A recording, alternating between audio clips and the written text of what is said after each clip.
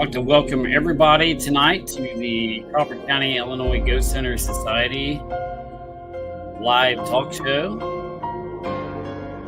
This is episode number 63, I believe. So, climbing up there in episodes, guys. I'd like to welcome everybody to the show tonight.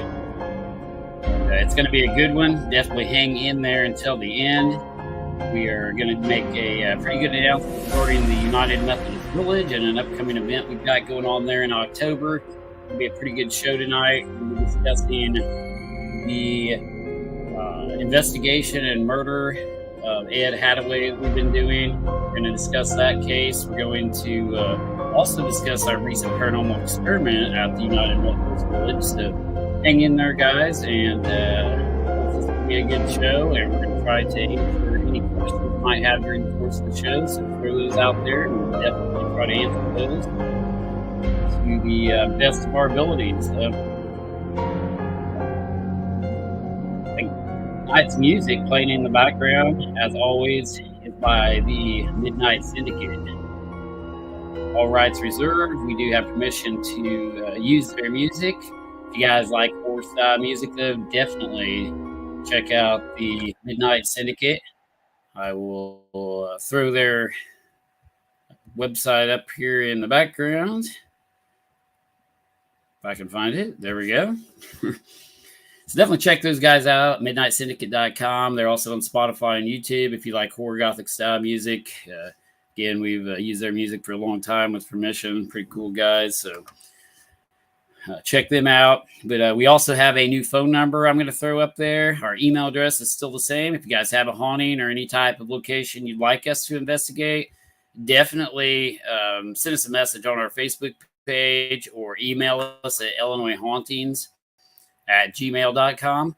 Just send us a message to that email address, and we'll try to get back with you as soon as possible. If you've got any cool locations out there that you guys would like investigated, definitely email us, and we do investigations free of charge. You know, we're in this for the research. We don't charge anything for our paranormal investigations. So if you guys have a building that you think might have something weird going on, some type of paranormal phenomenon or activity that you can't explain, just definitely send us an email or a message on our Facebook page. We'll get back with you as soon as possible regarding that.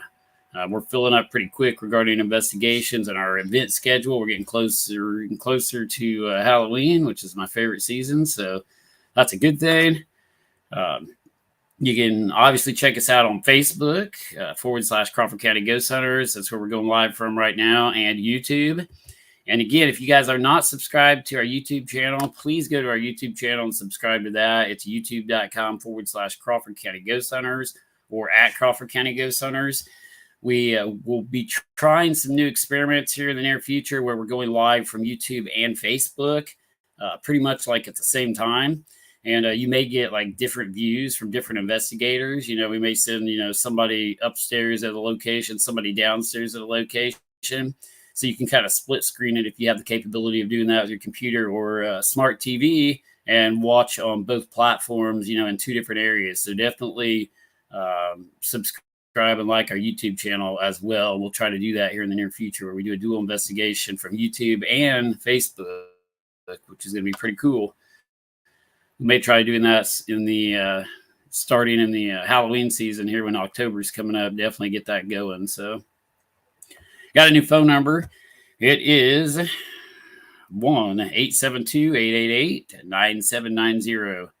That is 1-872-888-9790. Give us a call also and leave a message if you have a location you'd like us to investigate, any type of haunting out there, or you want to sign up for any of our events or haunted tours that are going on. You can leave a message. If we do not answer, tell us who you are, leave your name and number, and we will get back with you as soon as possible.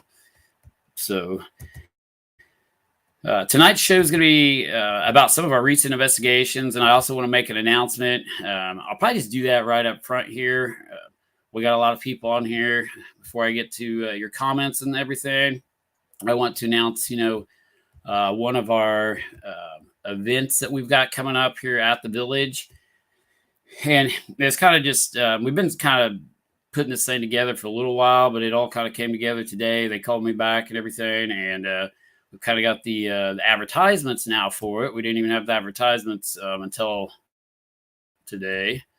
But let me get that up on the screen right now. We have an event coming up on October 14th, guys, where we're going to kind of help host this event at the United Methodist Village in Lawrenceville, Illinois, with the Race Chasers. It was like the Tennessee Race Chasers. They were on the Travel Channel, and let me throw that up there on the screen.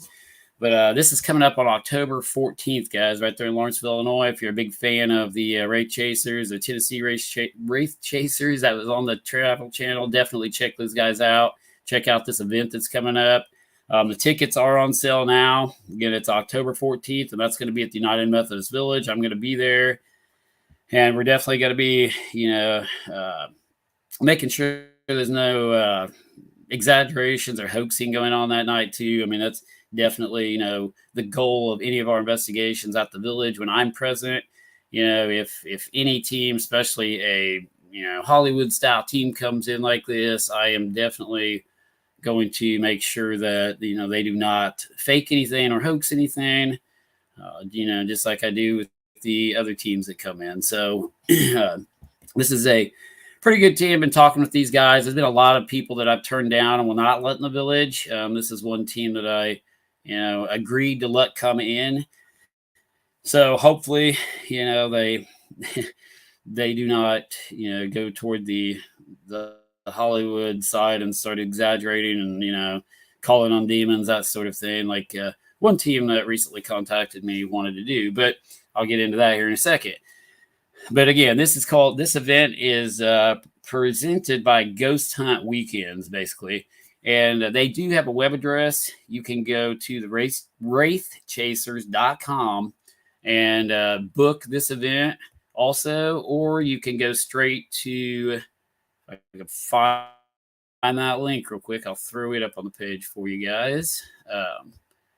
Ghosthuntweekends.com. So here's the web address. It is ghosthuntweekends.com. If you're a big fan of these guys, you watch them on, I've watched them on some of the Travel Channel events that they've done and everything. It is www.ghosthuntweekends.com. You can go and sign up for October 14th. I believe it starts at 6 p.m. and gets over around, I believe, 12:30 in the morning, maybe 12:30 a.m. as in past midnight. So I guess there won't be anything going on after that. I'm not real sure, but that's going on, guys. The United Methodist Village. We're going to be there helping with this event, and obviously helping host it and put it on, because we do all the paranormal investigations there at the village. So definitely check this out if you guys are interested in that. You can buy a ticket now. They do have tickets available for pre-sale right now if you want to get on there. And I think they're cheaper buying them right now than they are later. So you might want to take advantage of that pre-sale they've got going on. Again, ghosthuntweekends.com. This is going to be October 14th at the village, guys. So definitely check that out. And I'm going to pull that web address off there, but I'm going to throw it down here in the little ticker across the bottom. Should be scrolling across the bottom. I'll leave that up through part of the show. So in case you guys missed the web address to go to that, you can go check that out and buy tickets if you are interested in this event. But these guys have been on, I think, several, different shows on the Travel Channel.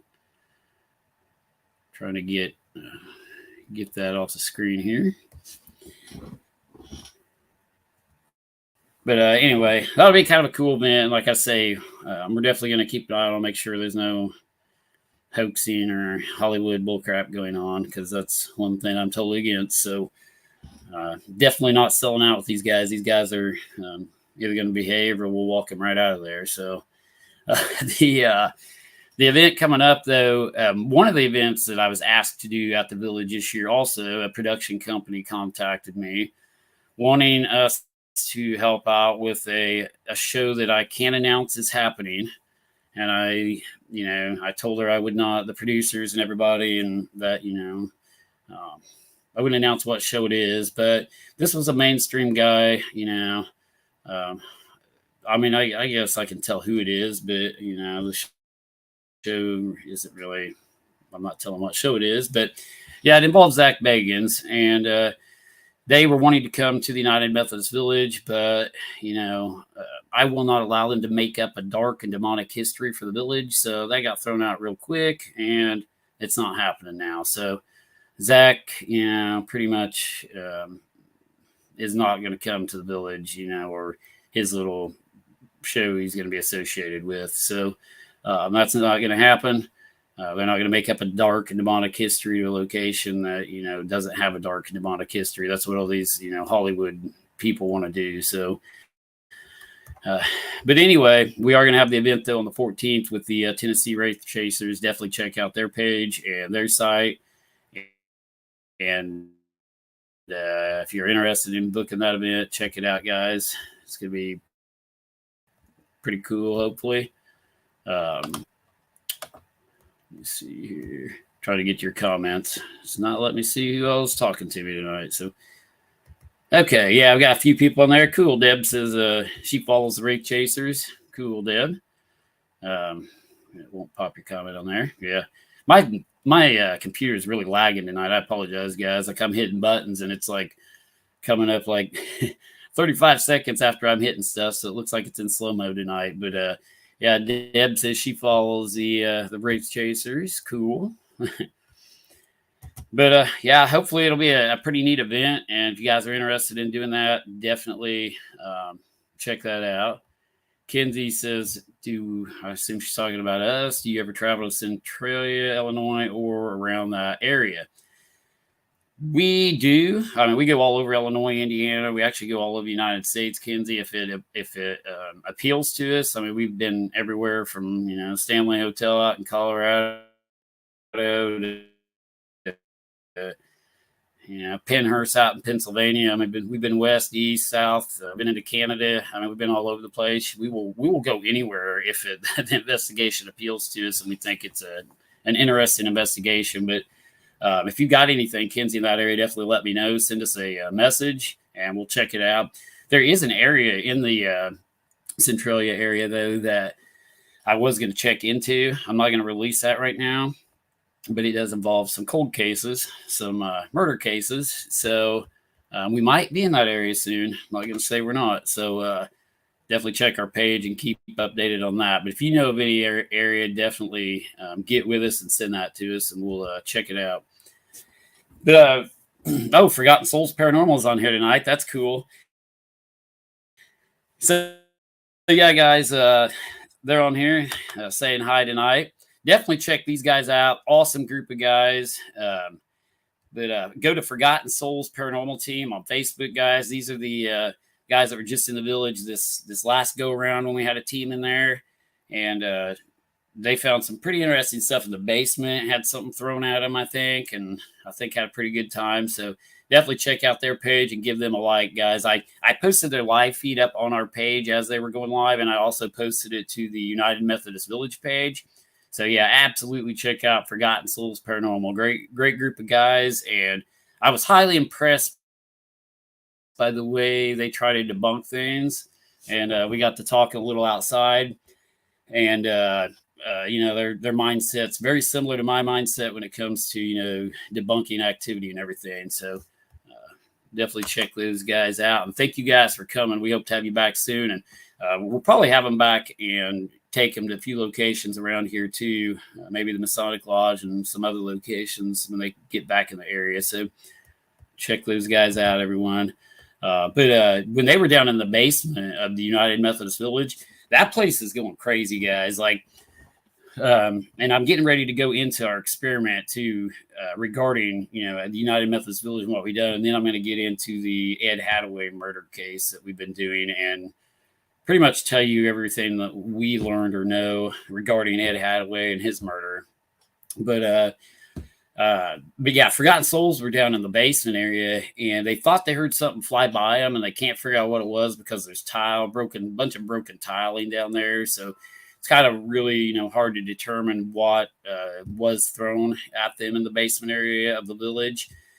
But previous to them coming in, we done a paranormal experiment in the village. And what we done was we brought in a group of individuals from that we had taken to Pine Lawn Manor, that we noticed the activity of apportation, teleportation, and moving objects seem to center around, objects getting thrown, materializing out of nowhere, basically, coming from one location, materializing into another. Those were things that used to happen to us there.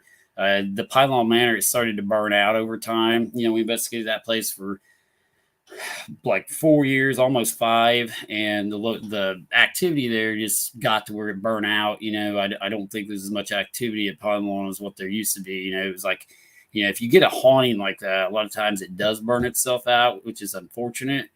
But we had these ladies at Pine Lawn Manor with us several times, and just things just started getting thrown at them all the time, like coins. And one night we had like close to 80 objects thrown at us in the dining area, like 80 marbles, a combination of marbles and coins.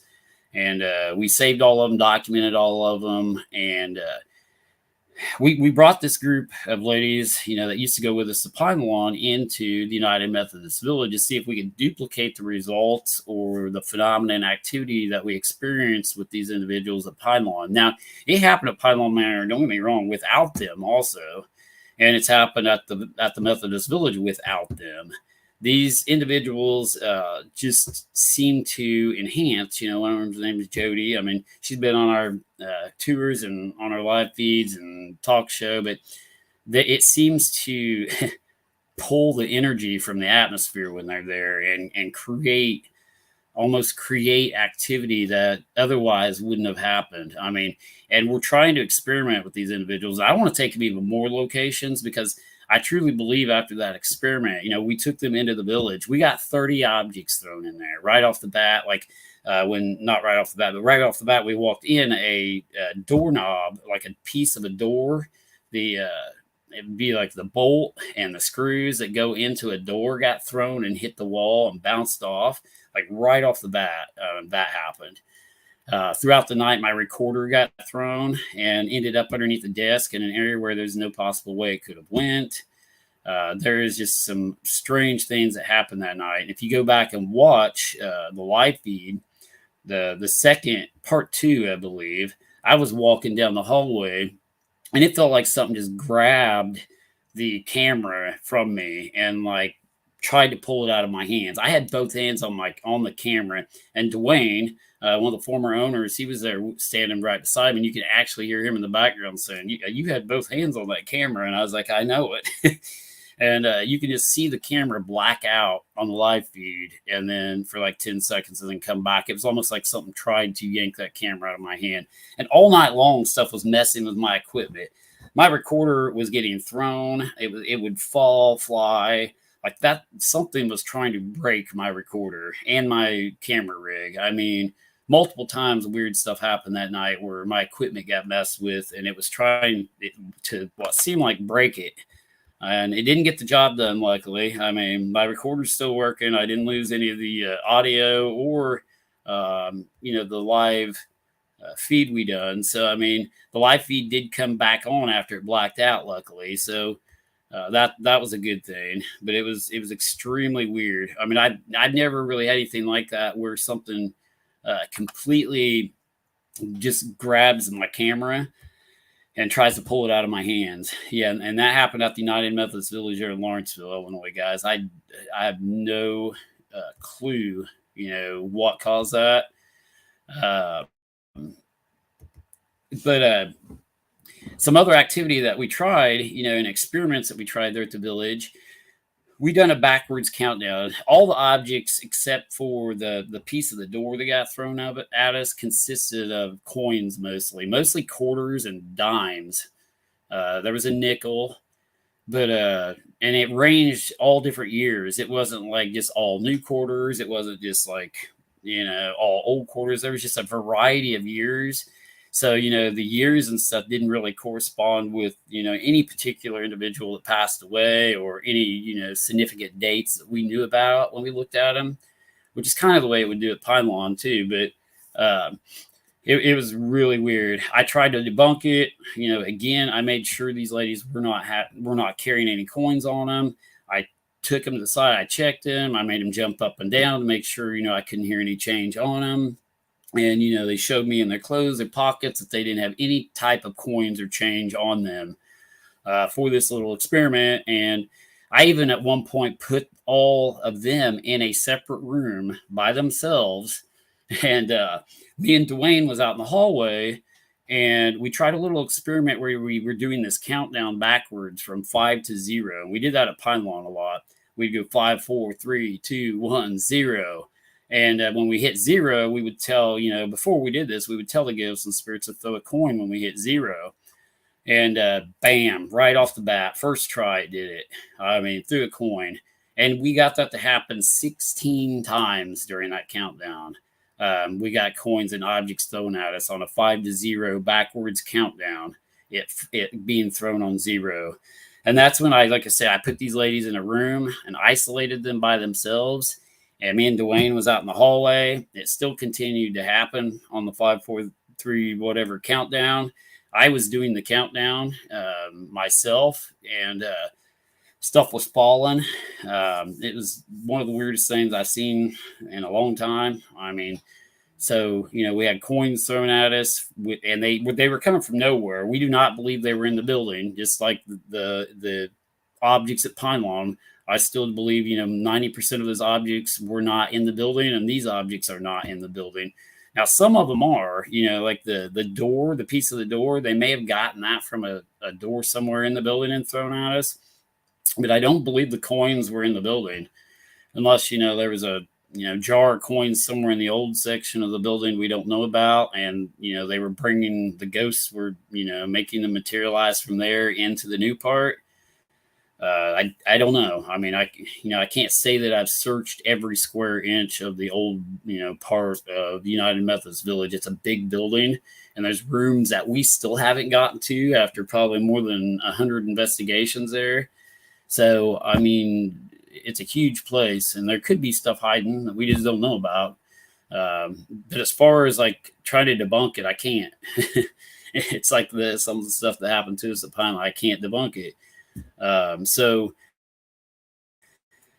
But it's surpassed Pine Lawn Manor in the activity now, which is pretty awesome. I wanted to find a location that could do the same thing or surpass it, and we have. The village has just pretty much blown Pine Lawn out of the water now as far as activity goes. We're seeing apparitions in there on a frequent basis. Like I saw, it was last night, I believe. Sorry, we've been out like 2 or 3 nights in a row, and I'm tired. But yeah, it was last night. I seen a shadow figure in there walk past an exit light. I mean, plain as day, full upright body, person walking that looked like a shadow, walked right past the exit light and into a room. So, I mean, the place is just going nuts right now. I don't know why. The more teams we get in there, it seems like the more active it gets for some reason. And I don't believe in psychics, really. But we had a lady in there that was sensitive and psychic, telling us over the weekend. They were actually in there with the Midwest Ghost Society, and the Lost or the Forgotten Souls Paranormal. And the lady was telling me that there's a little girl in there, and the little girl ghost was pretty much telling her through an Estes Ghost Box session that we were doing that there is now a new individual in the village that was not there previously, and that the other residents are afraid of him, and that he's wearing a red and black mask that has like a beak, like a bird that comes out, and that he goes around and he scares people, like scares the residents in the village.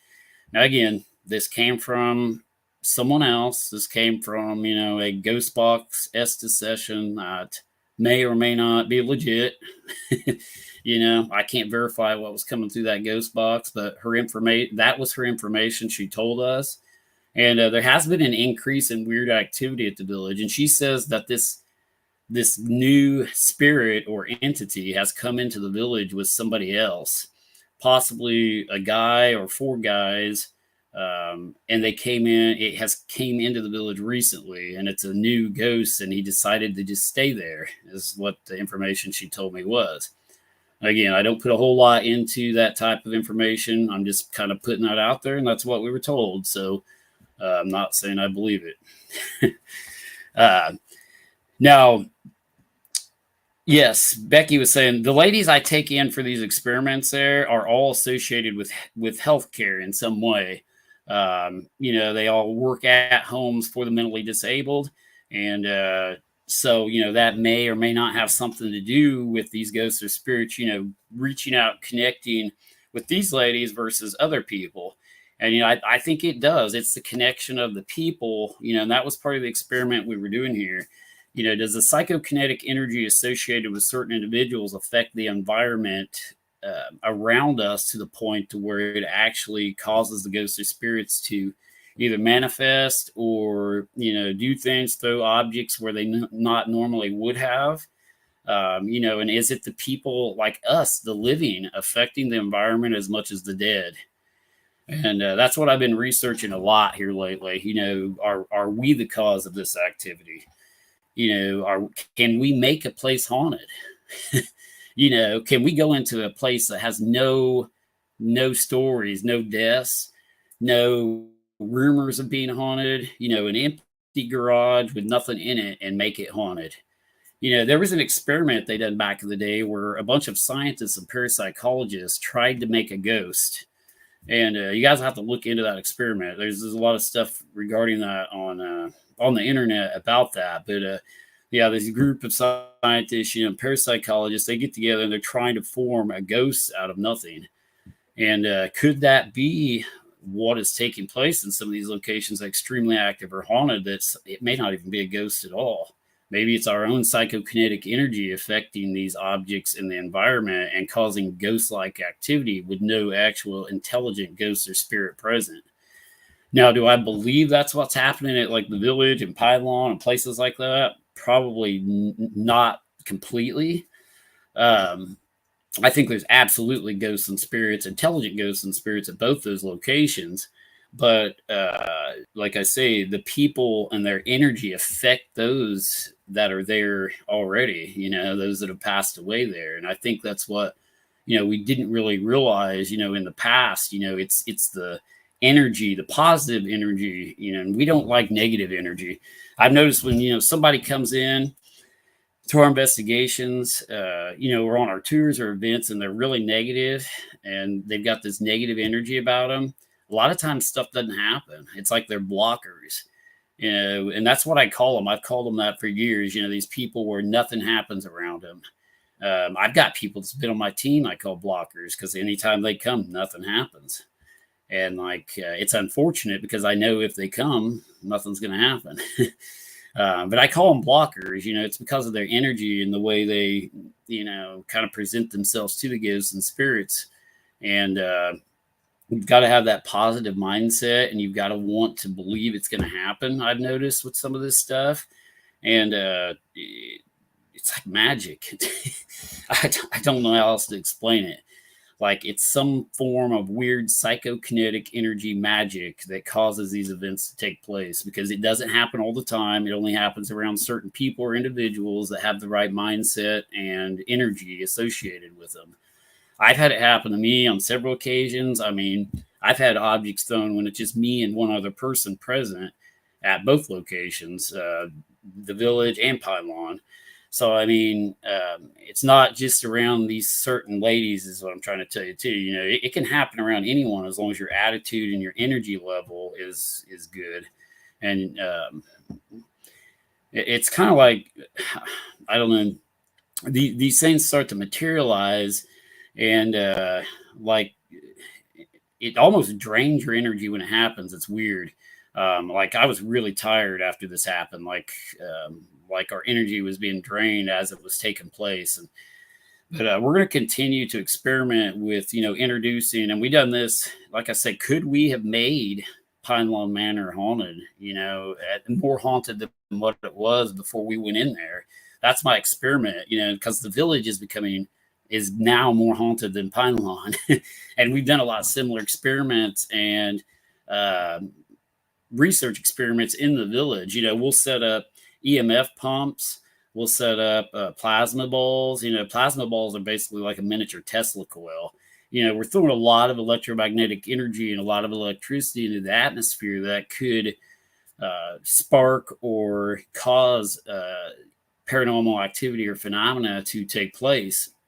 So it's going to be my ongoing research and experiment to try to keep, like that group of scientists and parapsychologists did back in the day. I don't believe we're creating a ghost out of nothing. I believe we're causing the ghosts and spirits to be able to manifest more and be able to communicate more than they normally would have been able to without this energy associated with it. And again, it's the psychokinetic energy of people. We don't use all of our brain. We don't know what half our brains are even used for. Subconsciously, we could probably do things that we're not aware of. Parapsychologists, this goes way and deep into, psychology and the mindset and parapsychology and, ESP and psychokinetic energy, extrasensory perception and being able to, study these things, like they did back in the day. We're old school investigators. We like to research and investigate. We're not out there for the thrill. We're not out there for entertainment. And, we're trying to break ground, in the field of paranormal research. And I think we're going to with some of these experiments because we've almost proven psychokinetic energy from people themselves causes some of this activity. So we got to figure out where to take that, even though I do believe intelligent ghosts or spirits are there, it's definitely psychokinetic energy. So helping this stuff happen. So we're going to continue to investigate, continue to, research this phenomena of, people themselves, causing stuff to happen. And, it's not like they're trying to. This could be happening subconsciously. We're not saying these people are faking stuff. The idea of, things being manipulated and moved by the human mind psychokinetically is paranormal in itself in an area of parapsychology, that parapsychologists used to study back in the day, but you don't have too many hardcore parapsychologists left these days. But, it's a dying art and a dying science, So, but we're going to continue to try to study, the mind, the human mind, and how it interacts with the environment at these haunted locations to see. And I've absolutely noticed in the past that the environment can have an effect on the human mind as well, vice versa. So, if you're in a haunted location and the place looks scary, the place looks haunted, obviously, that's going to be a haunted location versus you walking in, your local McDonald's. There's nothing saying that your local McDonald's could be more haunted than the spooky looking location that you walk into, but it's the people's mental mindset. They think by looking at a location that's abandoned, the windows are broken out, it's dark, it's spooky. That's going to be your haunted location. And sometimes it's not that way.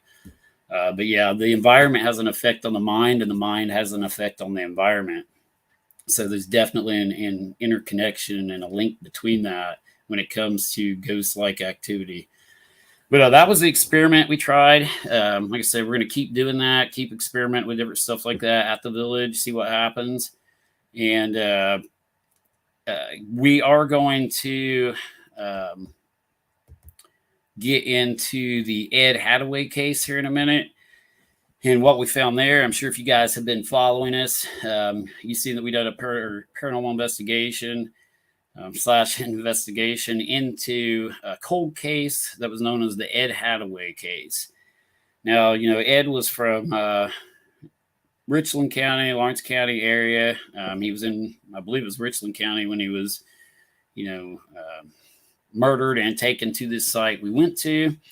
The location is right off of Interstate 50 down there, Route 50 by Red Hill State Park in Lawrence County. And it's Cahokia Trace Lane right in that area. His body was found there several months later, and it was a cold case. They couldn't figure out who pretty much, killed Ed, what happened. And the family, I know some of them have been in search of answers for that for a long time. And we just happen to, have a source that had went with us before. We've investigated with this individual before at a different location. Actually, the Montrose, I think it was called the Montrose gas station. There was a murder and that happened there that we did an investigation with, and they were outside. We were relaying information to these individuals that wished to remain anonymous. But we're going around investigating different cold cases, different locations, and this is the one we just happened to start with again. We haven't done one for a little while. A lot of them we keep confidential and don't talk about too. There's some of them we can't talk about that we've done with other people. So this one was very interesting. Again, we set up a PSB7 spirit box. We were doing an ITC session right there where the body was dumped. The individual showed me exactly where the body was laying and everything. When it was found, when Ed was found. So I tried to get as close to that location as possible. And the reason why I wanted to get as close to that location as possible is because of the energy associated with the body being put right there. Could there still be energy? Could, Ed come back to that location to communicate with us and tell us what happened? So we started doing our communication sessions, and we went live during all this, guys. So you can go back and watch our investigation. I'm sure you have, involving, the murder of Ed Hataway, the cold case. To this day, the murderer has not been brought to justice. Nobody has been, convicted of anything. But so we're out there. We start doing this investigation. We turn the ghost box on, the PSB7. We start getting communication instantly. I got an apartment number that was pretty dead on for an apartment number that they were, interested in and had known about. So right off the bat, I got an apartment number. I had no idea. I wanted to go into this investigation not knowing much, about what had happened or even really how, Ed was unfortunately murdered. And, at first I want to say too, I'm sorry to any of his family members. This is a horrible, event that took place. And, again, you have our sympathy and our regards regarding, this whole situation. And I know some of this stuff can be hard to talk about. It can be hard to listen to. But, we started getting things, I said, is there anything you can tell me? And I got a really good voice come across that said, I can help you. He instantly said too, he's going to help us out with this information. I said, how were you killed? And I got a very clear response saying throat. And then I got choked, strangled. Like, it kept saying stuff about the throat. I had no idea if he was shot, stabbed, hung, ran over by a truck. I had no clue how this individual died. And, throat came across, and basically that he was choked and strangled. That was dead on. I didn't know anything about it. That came across, the sources that were there with us, the anonymous individuals, confirmed that was the cause of death. And that's what we got across the ghost box. And I've told people this, and I've told, multiple times, it's weird, some of the stuff that comes across. I mean, the dead try to speak and they try to tell their story. And I think probably there's some people that are going to watch this that are probably going to be scared, because we know who done it. I mean, or my opinion, we know who done it. So, one of them is definitely possibly still out there. The other one's probably passed away at this point. But when we got, we also got a car caller, I believe. We got a caller of a car. We got multiple things. But I said, is there any information you can tell me, Ed, about who done this? And I'm going to flat out, put it out here, who it said done it, it's not my opinion. This is what, came across the device. We didn't manipulate this.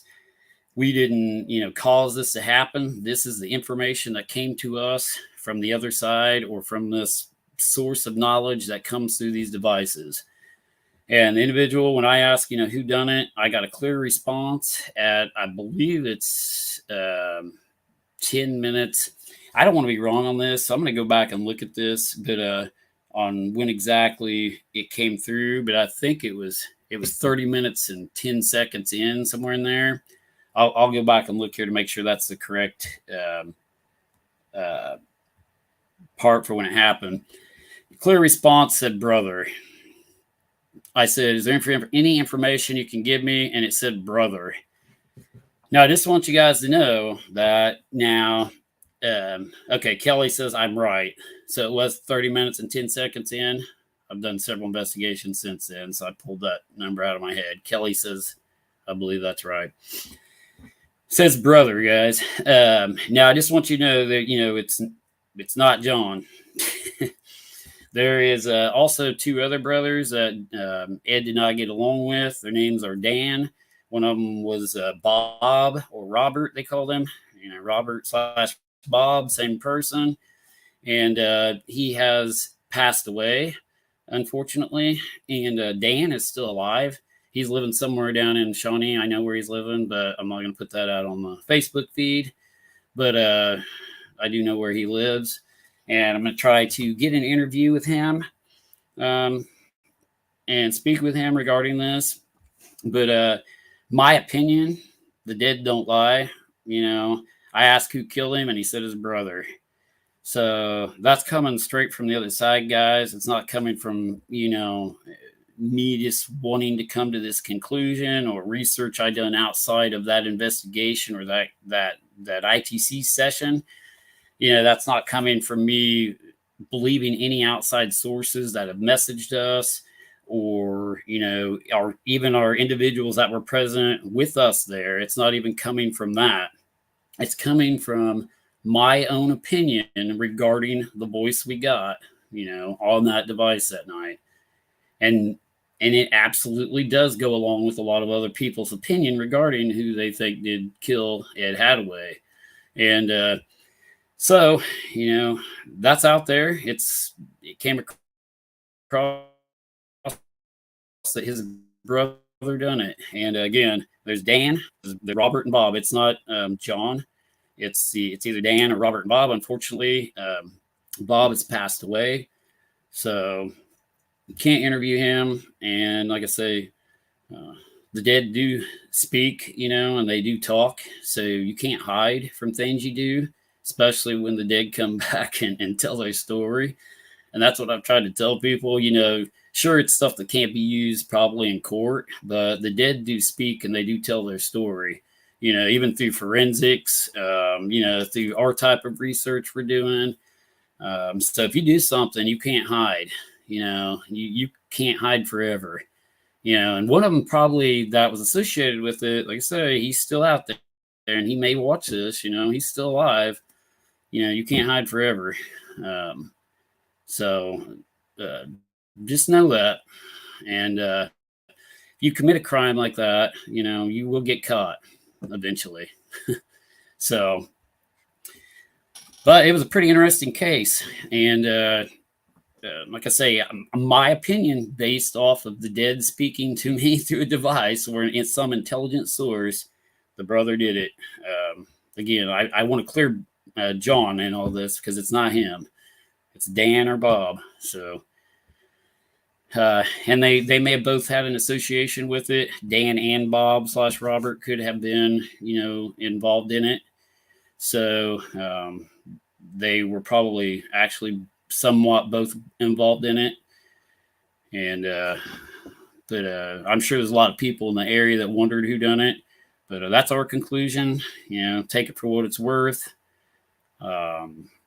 But we're going to try to do more investigations, more cold cases in the area and different locations involving, places where people have been murdered and they cannot find the killer. And, that these are pretty, I guess, traumatizing cases. Not really traumatizing, but these cases, that we get involved in with these murders, and family members still being alive and the murderers still being out there. We definitely take precautions when we go out to these locations. I just want people to know that as well. you know, um, there could be people waiting for us at some of these locations. There could be people that show up, after we go to some of these locations, and we definitely take precautions, and we definitely will defend ourselves if the need rises. So, some of these cases can be very sensitive and dangerous, and I just want to put that out there because, after we went live from this investigation, we heard a thump out in the brush, just a crash, and it sounded like somebody walking around or something, but we don't know what it was. It could have been paranormal, could have been something else, but we'll definitely, keep our eye out when we're investigating these locations for sure. And, we're basically our own security. We don't need any. So, we will, keep an eye out, and we will be very cautious of our environment in these next investigations we do. So, definitely watch those. We're going to try to do, if we can go live, different locations, we will. Some of them, we won't be able to, but just because of the nature of these investigations. So, but definitely we will keep you updated. And my thing is, I always like to tell the truth about what we find, guys. I'm not going to make stuff up. I'm not going to, sugarcoat stuff. I'm not going to hide stuff. So, I'll flat out tell you what we got and our opinion on who done it. And that's our opinion on this one. And we're going to move on to what else we got here? We got more investigations coming up this weekend, possibly. Looking at my little list here, stuff to talk about. And then I'm going to try to answer some of your questions. See, I apologize. I've been trying to look at my stuff and read your comments as well. But we do, if you guys have any questions too, real quick, involving our experiment or our recent Ed Hataway case, throw them out there right now, and I'll try to answer them for you. If you guys have anything to say regarding that, I'll definitely try to answer them to the best of my ability, if I can reveal that. But we are going to do some investigations, and probably this weekend we're going to possibly look on our page for the possibility of a haunted tour at the United Methodist Village. The full moon's coming up also on August the 30th. It's a blue moon, and we are definitely going to be out that night investigating. So check our page for an investigation that night or a haunted tour. Not sure which yet. Just depends on which appeals to us the most. We're going to, check things out, and we've got a lot of investigations, lined up. We just don't know where we want to go next. So look at our page and look for, possible investigation with a public, haunted tour this weekend at the village, because we may, like this weekend, do a village tour. We're thinking about it. It just depends on where we end up going for an investigation, and if we decide to do that instead. So watch the page for this weekend, and I'll try to post that as soon as possible for you guys. Try to go back and read some of your comments. And we thank you guys for watching, our live feeds and everything. And, without some of your information, and you guys seeing things and catching things on our live feeds, we love that when you guys tell us, hey, we heard this at a certain time or this at a certain time. We can go back and verify, that nothing's going on. So definitely send us your timestamps of anything you guys see and hear during our live feeds. If you're watching a live, even when we're not live and you're just watching the replay and you catch something, maybe you hear some response, especially in like the cold cases we're doing, you hear a response that we didn't catch, while we were live, tell us, say, hey, I thought it said this at such and such time, and I'll go back and review it, and we'll check it out and see if it verifies and actually pans out to be what you think it's saying. And you guys helped us out a lot regarding that. So we appreciate the viewers and the fans, and in any location where we go live, you guys help us out, listen to things and catch things that sometimes we just miss, because we're going live and that camera lights in my face. And with all the lights, during our lights or during our live sessions, it's hard for me to concentrate and actually, be able to see anything actual paranormal going on around me, because I've got lights right in my eyes the whole time. That's why we do a lot of dark sessions. We're doing a lot of red light sessions, with the red light. And again, I just want to explain that when we do those red light sessions on our live feed, red light really helps night vision. It helps you retain your night vision if you've got a red light versus a normal white light. You can shut that red light off, turn it back on, and you retain your night vision. Your eyes don't adjust, to the light and then back to the dark, and, get to where you can't see with like a bright light. So that's why we use the red lighting. Your eyes, continuously stay adjusted to the dark with that red light when you shut it off, so we can instantly see, and that's why we use a lot of red lighting in our videos, because even more than IR anymore, IR light has a lot of reflection. If you're using IR cameras, Sony Night Shot, video cameras with IR, we set up our IR video camera system a lot, but IR light has a lot of reflection. You got to be extremely careful with that, because IR light can bounce off of windows. It can bounce off of doors, anything with a reflective surface, tombstones. It can bounce off of bugs.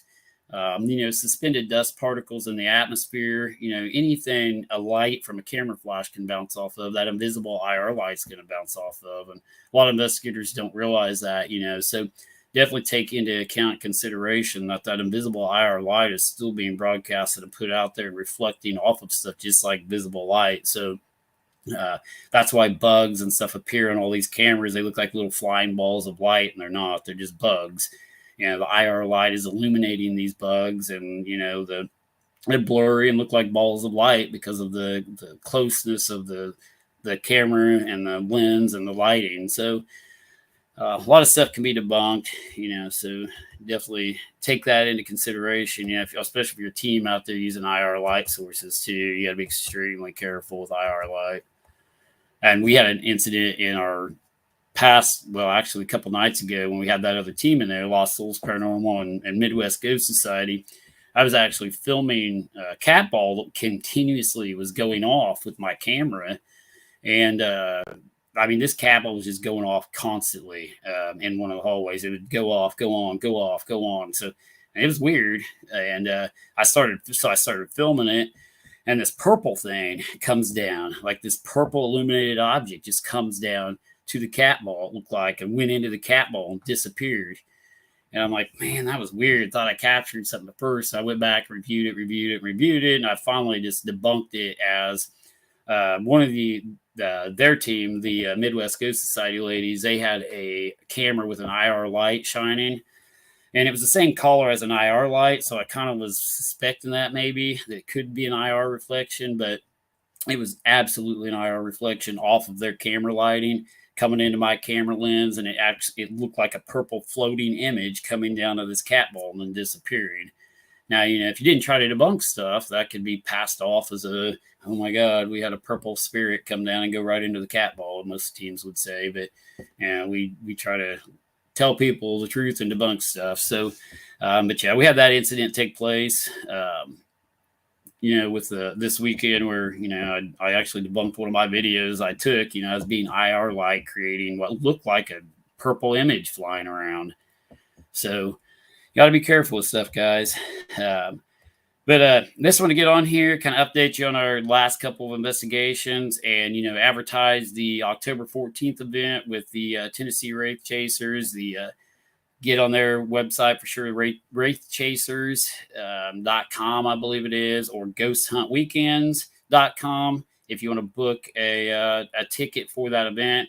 Again, we're kind of hosting it there at the Village, so we're going to be there for that going on. It's on October 15th, I believe, at 6 p.m. They're going to do like a little meet and greet, and they are also going to do a little investigation there after the meet and greet. So we're going to show them some of the hot spots and different locations, to to go to. It's gonna be cool. If you're fans of theirs, definitely check it out and buy a ticket for that event. And we'll keep you guys updated on the page regarding our upcoming investigations, possibly this weekend or a public tour this weekend, one or the other. And start advertising our public tours here coming up soon, because it's getting into the spooky season, guys, and Halloween. So we're definitely going to advertise our Lawrence County haunted tours and our Crawford County haunted tours, along with, United Methodist Village and some other locations we might be getting into. So check that out, and we'll definitely see you guys on the next one. Thank you, everybody, for tuning in tonight. And if you have any questions or comments, definitely send us an email or call us. We'll be happy to answer them and investigate any location you might think's haunted.